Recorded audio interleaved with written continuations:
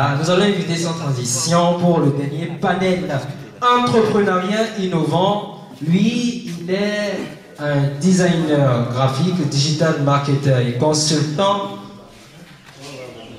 technique.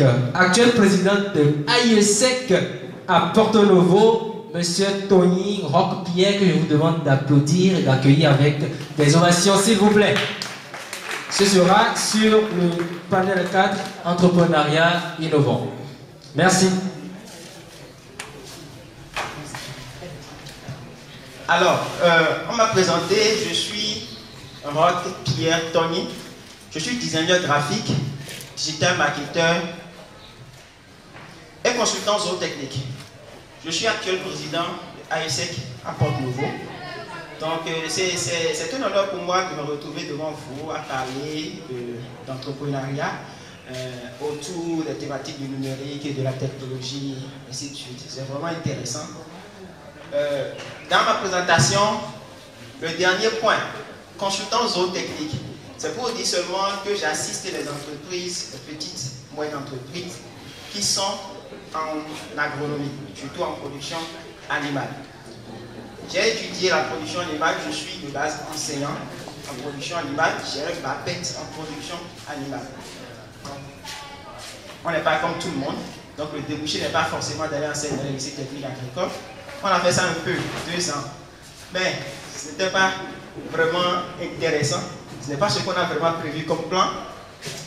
Alors j'ai trouvé une autre manière d'utiliser ce diplôme-là, donc je consulte, et j'ai fait une petite reconversion professionnelle dans les métiers du numérique. Voilà pourquoi je suis designer et je suis digital marketer. Alors, l'atelier doit parler de quoi? D'entrepreneuriat. Pas seulement entrepreneuriat, mais d'entrepreneuriat comment innovant. C'est très important le thème innovant. Parce que vous savez, aujourd'hui, tout le monde est entrepreneur. Alors, sinon, aujourd'hui, et ce thème-là, entrepreneur, tout le monde est entrepreneur. Si tu n'es pas salarié, tu ne peux pas. C'est que tu es entrepreneur. Si vous créez seulement un compte, vous créez un compte WhatsApp sur, comment on appelle ça, WhatsApp Business, vous avez un petit catalogue où vous vendez quelques mèches, quelques chaussures, vous faites la publication des offres, vous êtes, ils ont même un thème là, webpreneur ou bien infopreneur, et vous devenez entrepreneur. Mais est-ce que c'est ça réellement l'entrepreneuriat? Alors, ce qui va nous amener à poser la première question, c'est quoi entreprendre? Je veux une réponse de foi. Hein. C'est comme à l'église, quand le pasteur dit Amen, il reçoit quoi? Alléluia. Quand il dit Alléluia, il reçoit son Amen. Voilà. Donc quand je vais envoyer comme ça, hein, voilà, je dois pouvoir recevoir quelque chose. On est d'accord? Donc, selon vous, c'est quoi entreprendre?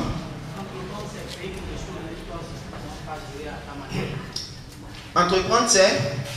Je dirais qu'entreprendre, c'est créer quelque chose et tu commences par gérer la chose à ta manière. C'est entreprendre selon moi. Ok, super, on le fait comme ça. C'est une première réponse. Entreprendre, c'est créer quelque chose et gérer cette chose-là à sa manière. D'accord. Qui a une autre réponse, une autre formulation?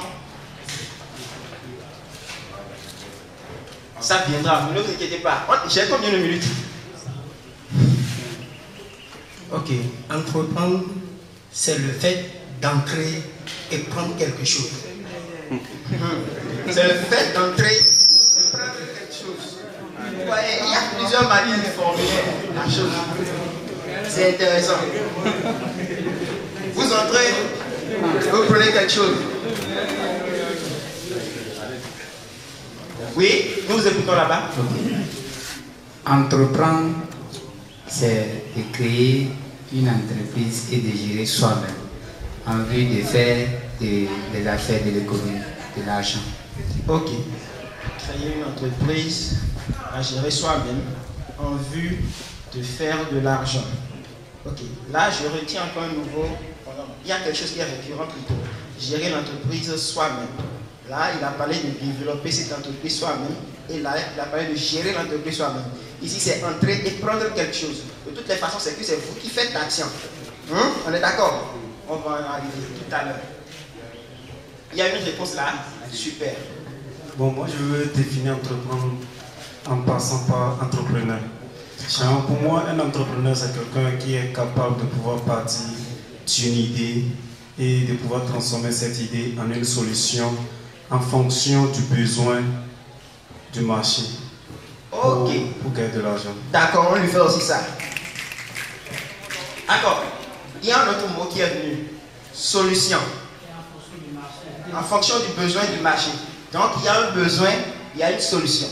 Je suis d'accord que dans l'entrepreneuriat ou dans entreprendre, il y a le fait qu'une personne fasse une action. Vous êtes allé faire quelque chose. Je suis aussi d'accord avec les deux nouveaux mots qui sont venus, une solution et un besoin. Ce que vous devriez, ce que nous devons plutôt retenir, c'est que entreprendre, ce n'est pas seulement, ça ne prend pas seulement en compte le fait de créer quelque chose, de faire quelque chose. Mais dans quelle optique vous faites cette chose-là? C'est d'apporter une solution à un besoin. Plus de 50%, je vais dire 60%, j'ai vu ces chiffres quelque part, je ne me rappelle plus trop. 60% des startups meurent dans les 3 premières années de leur création.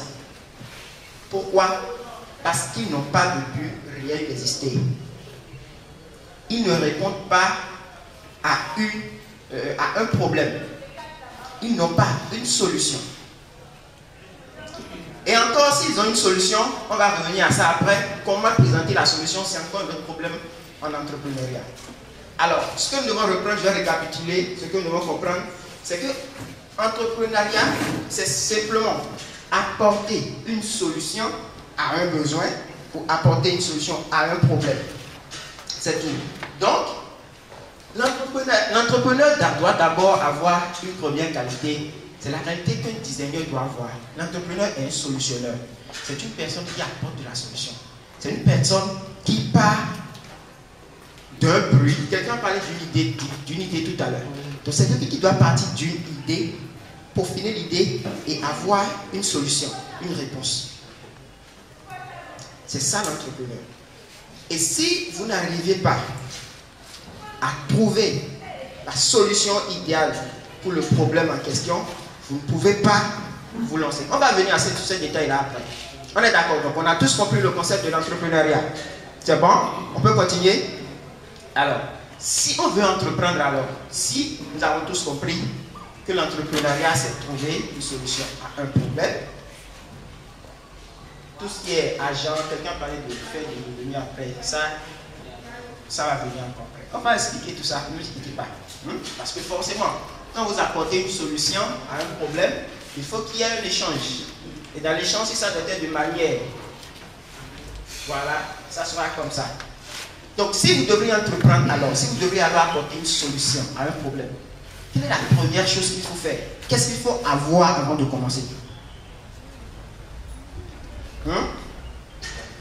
Il a dit le capital. Ok. Moyen. Le moyen. D'accord. Vous êtes déjà encore allé trop loin. Oui. Il faut avoir un œil observateur. C'est dans quelle optique? Pourquoi vous devriez observer? Parce qu'il faut observer, être de constater qu'il y a un problème et en face du problème, on lui fait ça. Il faut avoir un œil observateur. Parce que quoi? Vous voulez apporter une solution. Si vous ne trouvez pas le problème, à quoi vous voulez apporter la solution? Donc, aujourd'hui, la jeunesse que nous sommes, nous avons tellement de mal à trouver le problème. On a toujours des solutions. On a tout le temps des solutions. Mais vraiment la cause, le problème, si on vous dit d'identifier un problème à une cause maintenant, on va passer près de 4 heures ici, à se connaître, à parler français. On va jamais vraiment énumérer le problème. Ah non, on va beaucoup parler français. Mais énumérer vraiment le problème, c'est toujours difficile. Mais dans notre cas, on a tout le temps des solutions. Donc ce que nous devrons faire, c'est quoi? La première chose, c'est d'observer votre environnement. De quoi est-ce qu'on a besoin? Vous êtes dans une zone où on fait du maraîchage, par exemple. Ok, je vois que monsieur Ali, s'il va couper sa carotte ou bien s'il va faire la récolte de sa tomate, le marché, c'est chaque 5 jours. Donc quand il fait la récolte aujourd'hui, c'est généralement 3 jours après qu'il envoie la tomate au marché.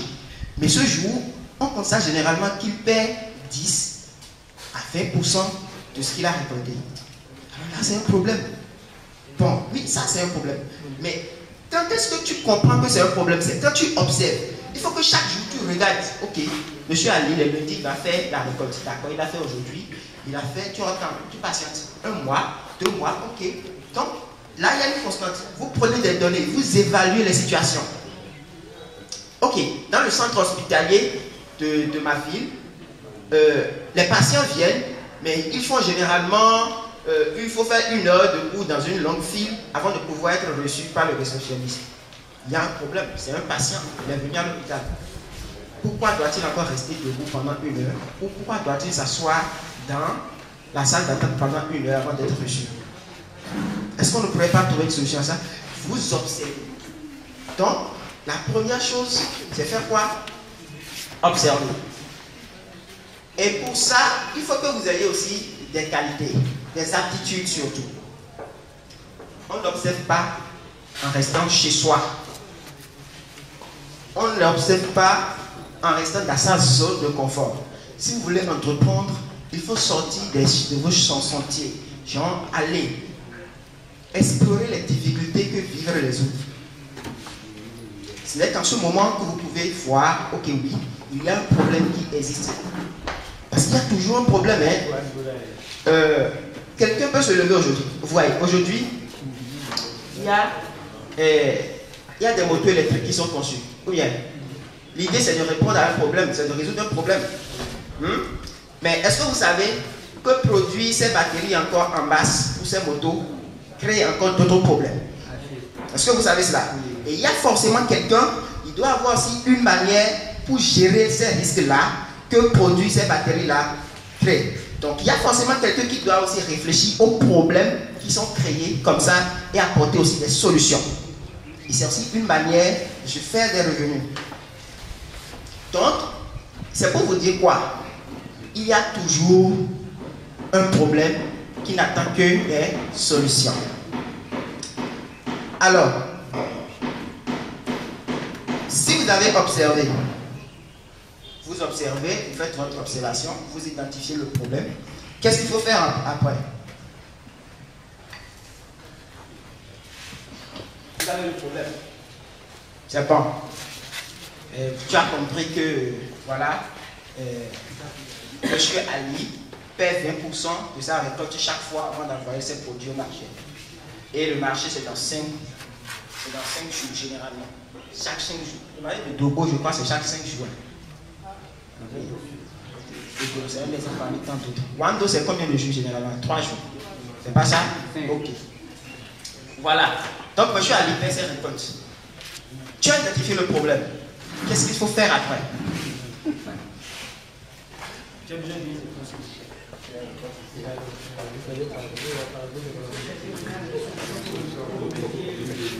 Il faut chercher les... Ok, là-bas. Selon moi, il faut proposer. Il faut proposer? Oui. Quoi? Bon, des solutions. Il faut proposer des solutions. Ok. Voilà encore un autre problème. Et voilà encore quelque chose qui nous amène nous chez nous directement dans le but pour nous entrepreneurs. Tu as vu le problème, mais en même temps tu t'es jeté sur les solutions. Est-ce que tu t'es demandé pourquoi ce problème-là existe?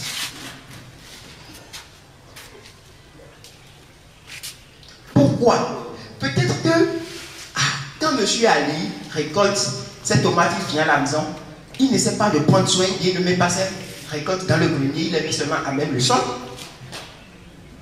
Ou peut-être que, voilà, poser beaucoup de questions. Il a utilisé des produits qui ne sont pas adaptés à la récolte ou à la production.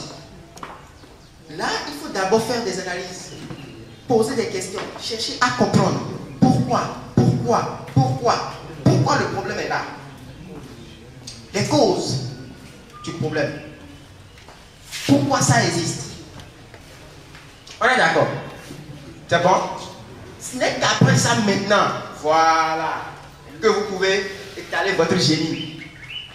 C'est-à-dire commencer à proposer des solutions.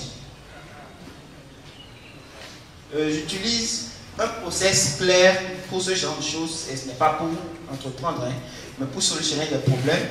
C'est le design thinking. Ne pas en parler ici, bon, on n'a pas trop de temps pour ça. Et il y a plusieurs procédés pour ça. J'ai découvert un autre dernièrement, c'est le procédé de la Cora.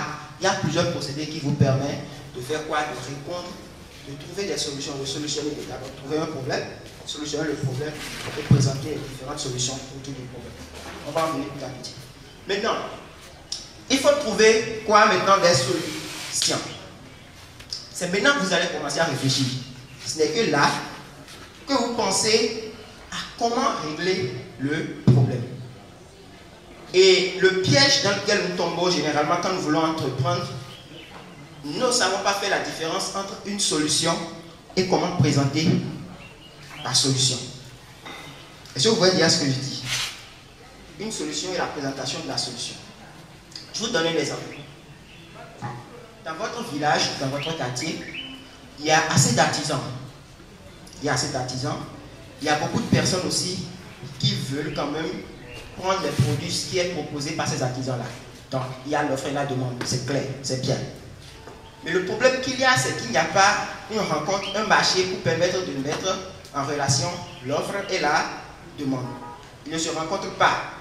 Donc, vous voulez créer cet espace-là. On prend deux différentes personnes, on leur remet les mêmes problèmes. Ça, c'est le problème qu'il y a dans la communauté ici. Il y a un problème de rencontre, de relation entre l'offre et la demande. Trouver une solution. Claire, c'est très clair. La solution, c'est de faire quoi? C'est de rassembler, créer un espace pour que l'offre et la demande se rencontrent. C'est la solution. On est d'accord, hein? C'est la solution. Mais, pour présenter la solution, la première personne peut dire, ok, moi je vais présenter ma solution sous forme d'une application. Donc quoi? Moi je crée une application et quand vous voulez proposer votre service, vous venez sur l'application, vous vous inscrivez. Et quand quelqu'un aussi veut acheter un meuble, par exemple, il vient sur l'application, il vient acheter son meuble. Est-ce que j'ai répondu au problème? N'est-ce pas? Quelqu'un d'autre peut dire, la seconde personne peut dire, oui, moi je ne veux pas créer une application. Ce que je vais faire, je vais plutôt créer un centre artistique. Et dans ce centre artistique-là, quand vous créez votre meuble, vous venez vous déposer là.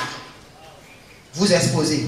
Et quand quelqu'un veut acheter, il vient dans le centre, il achète. Est-ce que cette personne aussi n'a pas répondu au problème?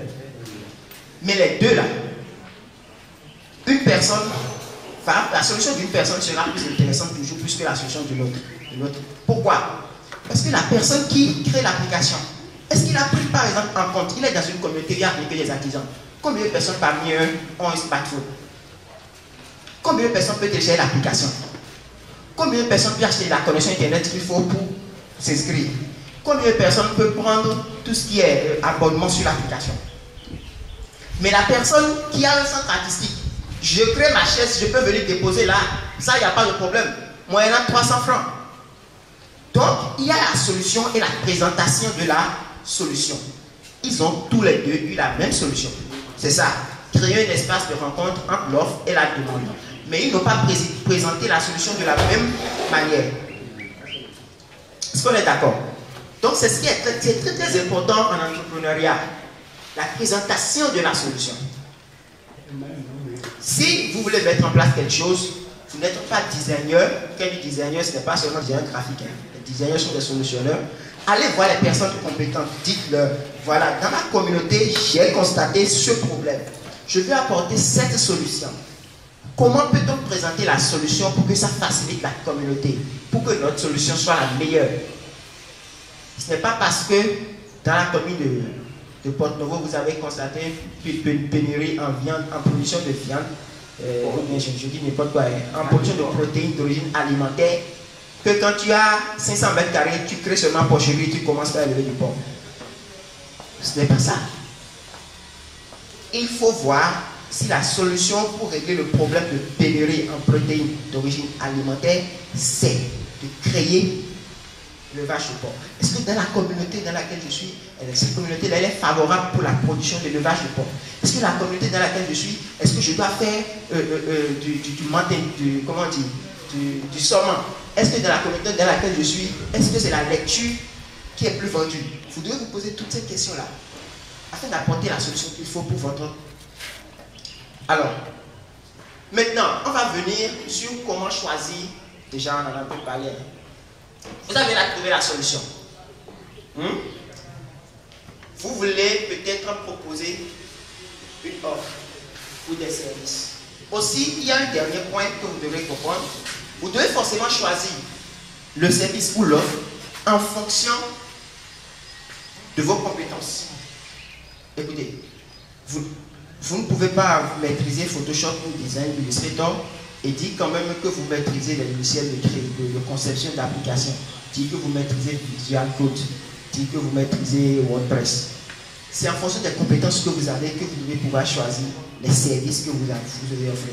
Vous ne pouvez pas avoir fait production végétale au lycée agricole et revenir proposer des services en production de lapins ou d'escargots. Est-ce qu'on est d'accord? Maintenant, entrepreneuriat. Quand on définissait, vous avez tous utilisé un thème ou bien une expression dit que vous devez être capable de gérer l'entreprise, ce que vous allez créer vous-même. Laissez-moi vous dire qu'être vraiment entrepreneur, ce n'est pas ça. Si c'est comme ça, vous êtes toujours ce qu'on appelle un travailleur indépendant. Vous n'êtes pas entrepreneur. Si vous êtes entrepreneur, vous devez être en mesure de laisser ce que vous faites. Hein? Vous élevez du porc, par exemple. Vous devez être capable de laisser la production vous-même là, laisser la production, d'aller en congé ou en vacances pendant 6 à 1 an, 6 mois à 1 an, et pourtant la production sera toujours en train de tourner. Et vous devez être capable de toujours générer de revenus. C'est ça qui veut dire que vous êtes entrepreneur, parce que vous aurez créé un système. Entreprendre, ce n'est pas une personne. Ce n'est pas parce que vous êtes là que vous êtes entrepreneur, que vous avez créé quelque chose.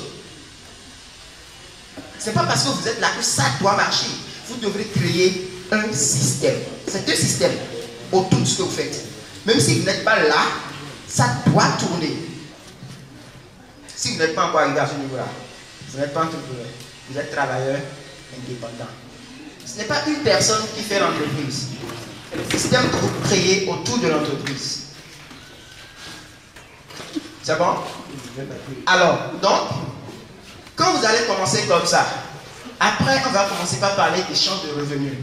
Si vous proposez un service, c'est normal qu'en l'échange de ce service que vous proposez, vous ayez de l'argent. Donc, le point le plus important pour se lancer, pour lancer une entreprise, ce n'est pas les revenus que vous espérez, c'est pas ce que vous calculez déjà.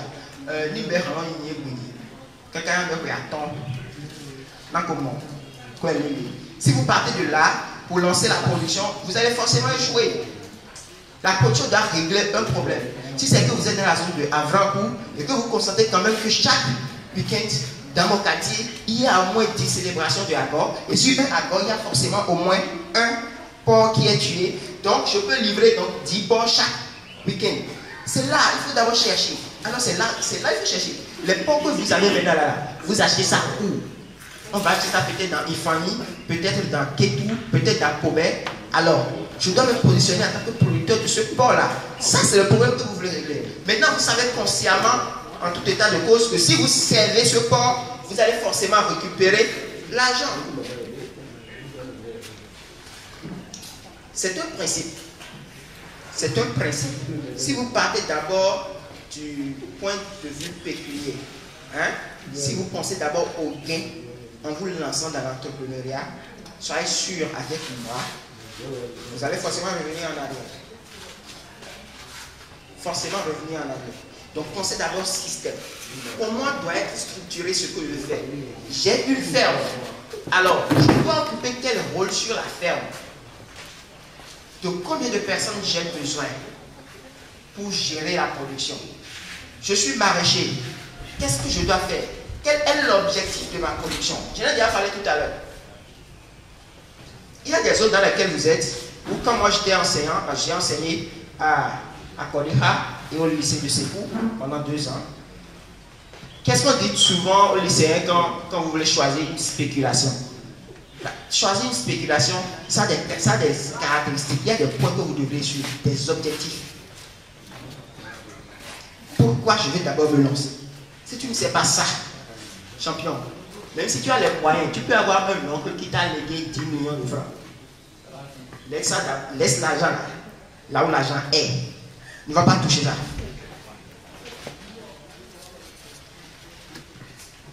Vous devez savoir quel est l'objectif. Pourquoi je lance ma production? Est-ce que j'ai le bon espace? Là où je veux lancer la production, c'est le lieu adapté pour ça. Mais si j'ai des contraintes où ce que je dois mettre en place, c'est déjà un lieu que j'ai et je ne peux pas déplacer cela, alors quelles sont les spéculations qui sont adaptées à ces lieux? Si je prends ce genre d'exemple, c'est parce que beaucoup de personnes ont répondu. Il y a beaucoup de maraîchers, beaucoup de choses là, de producteurs agricoles, c'est pourquoi je prends ce genre d'exemple. Et aussi, je suis aussi du domaine, d'une certaine manière. Donc voilà, ce sont les questions que vous devez vous poser pour pouvoir choisir une spéculation. Dans n'importe quel domaine.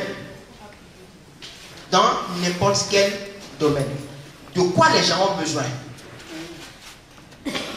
Donc vous devrez vraiment réfléchir, faire de l'analyse, observer et analyser. J'ai encore combien de minutes? Observer et analyser. C'est très important. On est d'accord. Maintenant, quand vous voulez entreprendre, comment vous pouvez vous faire aider?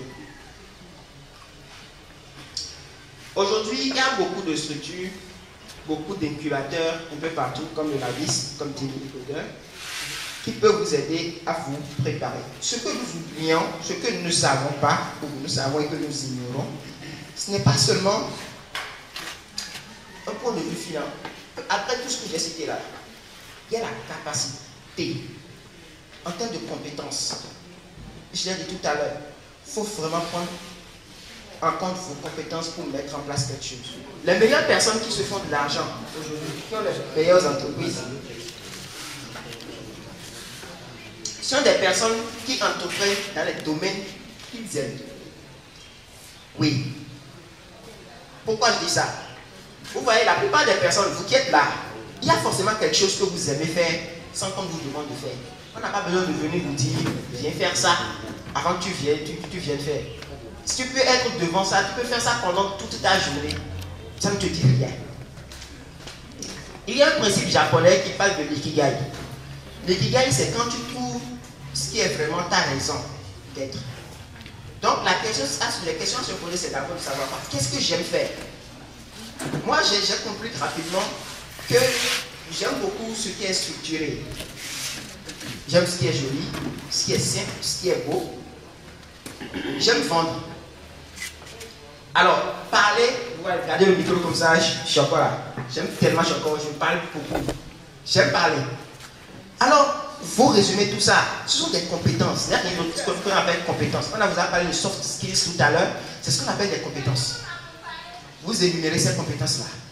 Maintenant, vous pouvez mettre ces compétences au service de quoi? De quoi les gens ont besoin et que vous pouvez leur donner avec votre compétence. C'est-à-dire quoi? Si tu aimes parler, qu'est-ce que tu peux faire de quoi les autres ont besoin et pour leur donner là? Tu peux beaucoup parler.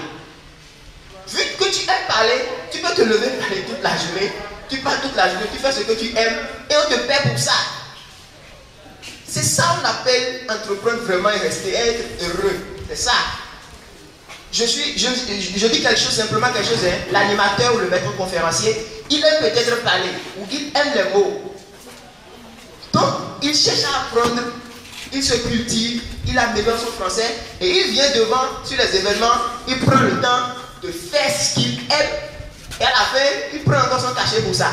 Est-ce que ça, c'est pas intéressant que tu es là, tu détestes complètement ce que tu fais, ce n'est même pas quelque chose que tu as envie de faire, et quand on te demande de faire là, c'est un problème. Avant que tu ne livres ton client, le client doit être livré en 5 jours, mais tu livres le client après 8 jours, parce que ce n'est pas quelque chose qui t'intéresse. Alors ça aussi, ça compte vraiment dans la danse. Et si vous réussissez à trouver cela, vous devez maintenant vous donner les formations nécessaires pour ça. Vous devez vous donner des formations, des moyens pour faire ce que vous voulez. Vous êtes d'accord? Donc, la formation et l'apprentissage, c'est important. Si tu fais seulement l'élevage de porc et à un moment tu veux faire l'élevage, je ne sais pas, des poulets chers, ne va pas encadrer quelque part et tu achètes des poulets dedans. Non, va d'abord apprendre comment on fait ça. On est d'accord? Alors, après ça, il y a le mentorat. C'est très important. Un système de mentorat. Vous savez, c'est quoi le mentorat? D'accord. Le système de mentorat, c'est simplement, je vais en termes simples, avoir un mentor. Maintenant, c'est quoi un mentor? Un mentor, oui, c'est. Non, ce que vous avez dit là, c'est ça. J'ai entendu ça. Voilà, on ne faut pas parler. Donc, c'est un coach. Un coach. D'accord, c'est un coach. On lui fait ça. Et vous? Un modèle. D'accord. Un mentor, c'est un coach, un modèle. Oui. Un mentor, c'est une personne qui vous accompagne. La personne peut ne pas forcément être dans votre domaine, mais cette personne doit pouvoir vous apporter quelque chose. Je donne un exemple. Tu es agriculteur, tu peux avoir un coach qui est, je ne sais pas, qui est designer graphique. Tu peux avoir un coach qui est informaticien. Tu peux avoir un mentor qui est informaticien. Peut-être que chez lui, tu as aimé sa manière d'être discipliné. Et tu veux apprendre ça. Parce que chaque matin, il faut que tu te lèves à l'heure. Et des fois, tu n'arrives pas à faire ça. Ou chez lui, c'est qu'il gère une équipe. Et tu as envie d'apprendre comment il gère son équipe. Parce que sur ta femme, tu veux recruter de nouvelles personnes et commencer par les gérer. Est-ce qu'on est d'accord? Donc le coach, ce n'est pas forcément le mentor, ce n'est pas forcément quelqu'un qui est dans le même domaine de formation que vous. Ce n'est pas parce que vous êtes agronome que vous cherchez un coach ou un mentor qui est agronome. Non, ce n'est pas ça. Mais c'est quelqu'un que vous avez vu, qui vous inspire, une personne à qui vous voulez ressembler. Ce n'est pas que vous voulez ressembler complètement, hein, mais il y a un caractère chez la personne, quelque chose, des habitudes que cette personne-là a et que vous voulez apprendre à donner. Ou une personne qui a une vision que vous aussi vous aimeriez atteindre. Et c'est bon. Donc vous voulez être président de la République, vous pouvez avoir talent comme mentor. Bon, il a été président déjà? Ou bien il occupe le poste, non? Et tu veux être président, toi aussi. Qu'est-ce qui est plus intéressant d'avoir aussi une personne qui a occupé le poste comme mentor? Alors là, c'est encore bien. Donc c'est ça. Hein? C'est ça un coach. Et pour trouver ce genre de personnes, comme je l'ai dit déjà, il ne faut pas rester dans sa zone de confort, il faut sortir. Parce que si tu es toujours dans le corps de sécurité, si tu es toujours dans 4 wagons, tu fais tout à 4 wagons, c'est vrai, tu peux trouver des personnes qui pourront te mentorer dans 4 wagons, mais ça ne sera pas vraiment, vous serez le même objectif quoi. Voilà, il faut aller dans ce champ de creuser. Hein? Il faut toucher des personnes intéressantes. Et vous allez avoir les... Alors, bien sûr, il y a un soutien financier technique. Hein, c'est là où vous voulez tous en venir. Il y a un soutien financier et technique pour entreprendre. Aujourd'hui, nous jeunes, nous voulons forcément qu'on mette de l'argent sur nous. Malgré que nous ne produisons pas de résultats, tu veux commencer. Tu veux commencer. Tu as envie de commencer. Mais tu veux déjà qu'on te remette 200 000 francs. Quand je suis avec mes amis, des jeunes, et que je parle comme ça, beaucoup me disent, c'est le genre de personnes qui font que nous ne donnons pas de financement. Mais je dis non, mais vous êtes fous. Vous demandez à quelqu'un que vous ne connaissez nulle part de prendre maintenant son argent et de vous remettre ça à vous, qui n'avez même pas encore dépassé un certain stade. Il ne faut pas vous remettre ça. Qu'on soit d'accord. Si vous réussissez à mettre en place, à quitter le niveau de travail et à mettre en place un système comme on l'a dit maintenant, soyez sûr, parce que c'est ça. Quand vous allez remettre un projet, on va vous demander votre business canvas. Vous devez soumettre un business canvas. Ça explique le processus. Comment vous voulez vendre. Et surtout, vous devez présenter ce qu'on appelle un modèle économique. Comment ta ferme là va te faire gagner de l'argent et payer les salariés et tourner la ferme. Si ce n'est pas bon, tu ne peux pas avoir de financement. Personne ne viendra te donner un franc. Même moi, je vais refuser. C'est sur ça que se base l'entrepreneuriat, le financement dans l'entrepreneuriat. Je vais m'en arrêter là et vous laisser poser quelques questions. Oui, on va prendre deux questions. Je m'appelle Wassimou Janako. Ma première question est celle-ci. Est-ce bon? Je suis des Aguilés. Est-ce bon? Des Aguilés. Est-ce que c'est bon qu'un entrepreneur prenne son propre fonds pour investir dans l'entrepreneuriat. Ma deuxième question est celle-ci. Je suis entrepreneur. Est-ce le fait que je résous à un problème, genre au besoin d'une localité est suffisant est-ce que c'est suffisant quoi, pour dire que je suis déjà un entrepreneur? Bon, j'avais dit qu'on allait prendre 2 questions, mais il a été plus malin que moi. Bon, ok, on va voir si... Est-ce qu'il y a une deuxième personne qui a une question? On va prendre. Il y a quelqu'un? Il a posé les 2 questions. Ok. La première question, c'est de savoir si c'est bon, mais c'est la base. C'est la base. Si vous ne commencez pas avec le fond, qui viendra vous aider? C'est ça que j'ai dit tout à l'heure. Si je ne viens pas sur ta fête et que je ne vois pas que tu as déjà dépassé un certain niveau, ou bien dans ce que tu entreprends, tu as dépassé un certain niveau, et que ça tourne bien, il y a un bon système, je ne vais pas investir dedans. Je ne peux pas venir et ne rien voir et te remettre de l'argent. Donc c'est la base. Nous-mêmes en rédaction de projet, quand on est ici, on peut rédiger des micro-projets, on nous dit quoi? Si le projet doit coûter 6 millions, tu dois forcément avoir des fonds propres d'au moins 2 millions. Des fonds propres. 2 millions doivent forcément quitter ta poche dans les 6 millions. Et tu iras chercher 4 millions comme investissement. Ces 2 millions peuvent se chiffrer en termes de parcelles que tu veux mettre en place, de brouettes, de machettes, de boards. Tu peux chiffrer ça comme ça dans ton projet. Je sais pas. Vous avez compris ce que j'ai dit dans le plan d'affaires. C'est bon? Donc forcément, c'est important. Maintenant, la question qui suit, c'est de savoir si résoudre un problème. C'est la base, c'est ça. Ça ne suffit pas. Parce qu'après, il faut avoir beaucoup. Pour d'autres personnes, tu peux commencer, d'autres personnes qui vont sur le marché avec la même solution, de la même manière, présentée de la même manière que toi. Qu'est-ce que tu dois faire? Mettre en place maintenant des stratégies de promotion, changer le design. Vous voyez l'histoire entre Gozem et Yango. Gozem était là sur le marché, proposait un service. Seulement Yango est venu proposer le même service que Gozem. En même temps, qu'est-ce que Gozem a fait? Gozem a changé son système de production, a changé les choses, a fait de la communication, changé les designs, redesigné tout ce qu'il a proposé comme package et a sorti de nouvelles offres. Donc après, c'est ce que tu fais. Si tu élèves, tu vends des poulets à 1 kg, 2200 francs, quand quelqu'un d'autre vient rapidement, fait la même chose que toi, tu changes l'emballage peut-être, tu rends l'emballage peu attrayant, tu fais beaucoup plus de promotion, tu vas maintenant directement vers les poissonneries, leur proposer, tu changes de stratégie pour pouvoir rester dans la course. C'est bon? Cool.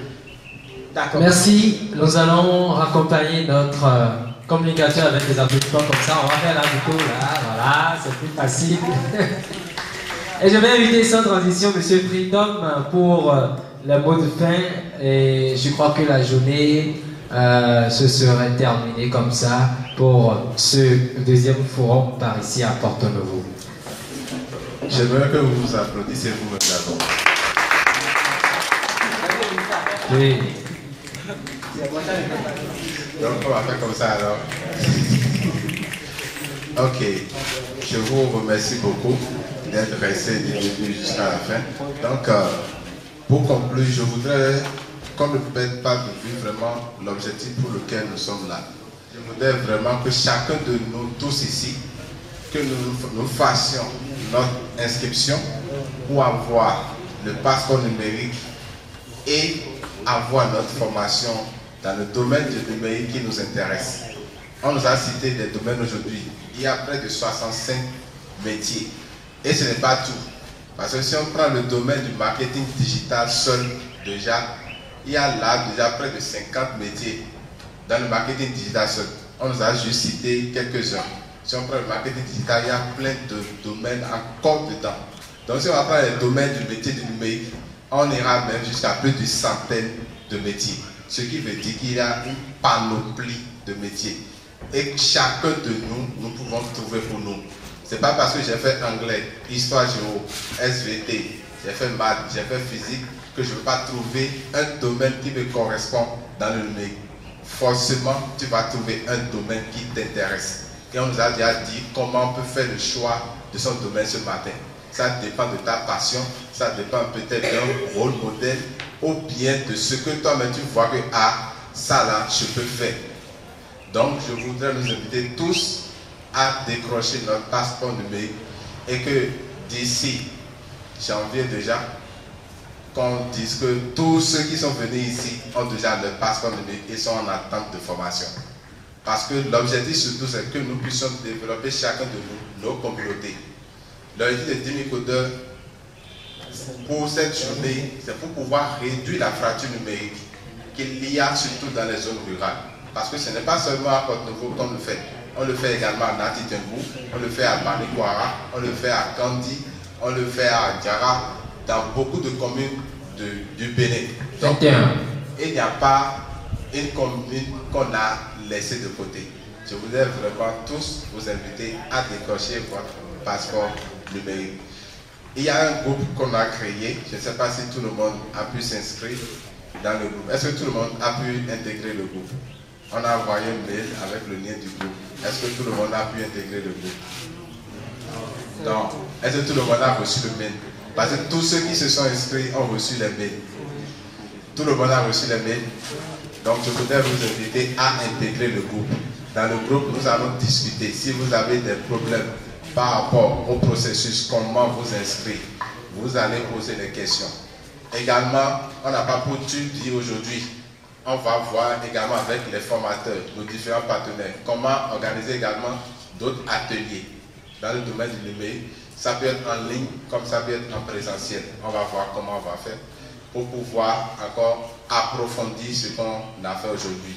Par exemple, dans l'entrepreneuriat, on a parlé de business model. C'est également une thématique qu'on doit développer si on veut être entrepreneur. Donc, pour être bref, je vous invite vraiment à ce qu'on collabore tous ensemble pour développer, pour s'épanouir nous-mêmes déjà et également épanouir notre communauté. Je vous remercie. Merci à vous, M. Freedom. La balle est dans notre camp à nous maintenant. Comme on le dit, plus de 80%, des métiers du futur n'existent pas encore aujourd'hui. Plus de 80% des métiers du futur n'existent pas encore aujourd'hui. Et donc, c'est pour nous l'opportunité de faire un pas dans le domaine du numérique pour avoir une chance dans ces métiers du numérique. Merci à vous pour avoir assisté du début jusqu'à la fin à ce deuxième forum international sur les métiers du numérique organisé par l'association 10 000 codeurs. Merci aux partenaires, merci à la Fondation Jeunesse Unie, merci à AESEC, merci au LABIS, merci à la mairie de Porto-Novo, merci à Europod, merci à tous ces partenaires qui nous ont aidés à concrétiser ce projet aujourd'hui.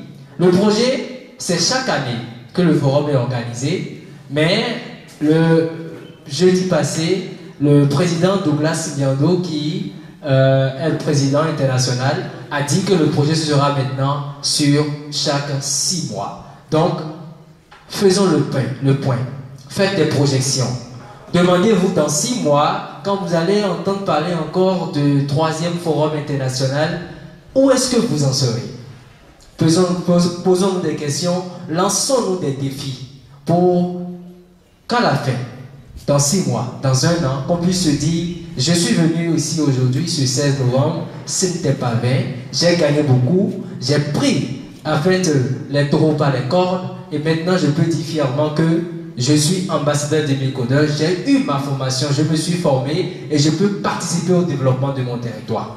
Merci à vous et bonne soirée, on va dire, et à nous revoir sur les forums WhatsApp et autres. Merci.